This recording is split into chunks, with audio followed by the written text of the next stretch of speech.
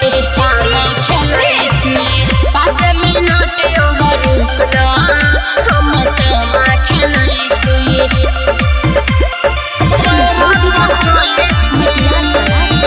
हम सामा खेलै छी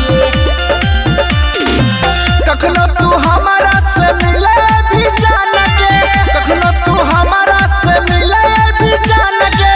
घुरल बैठ के हम पैरा तकई छी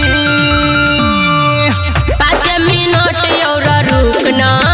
हम सामा खेलै छी 5 मिनट और रुकना हम सामा खेलै छी रे अभी देबे के लिए घरे सामा खेलै छी सामा खेलै छी 5 मिनट और रुकना हम सामा खेलै छी पैरा तकई छी हम सामा खेलै छी रियांस रिकॉर्डिंग स्टूडियो जनकपुर धाम नेपाल हम सामा खेलै हे गया न जाना जल्दी तू बेसी नहीं सोचा के अभी जराबै छियै चुगला के मोछर रे बढ़िया से झरकाब दे ना हे गया न जाना जल्दी तू बेसी नहीं सोचा के अभी जराबै छियै चुगला के मोछर मिले के छलौ नहीं त कैला बचैले मिले के छलौ नहीं त कैला बचैले कनिको नहीं हमर बात बुझै छी 5 मिनट और रुकना हम सामा खेलै छी 5 मिनट और रुकना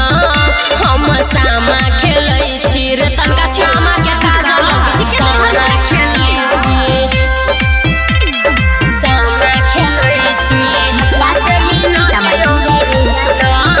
हम सामा खेलै छी पैरा तकई छी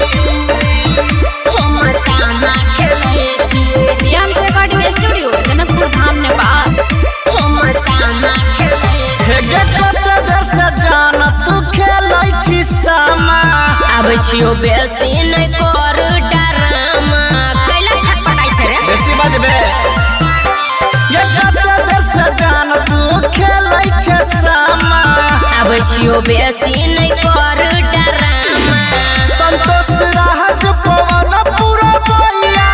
संतोष राज पवन पूरा भैया सुमन के तोरे लाया हो भरई छी 5 मिनट और रुकना हम सामा खेलै छी 5 मिनट और रुकना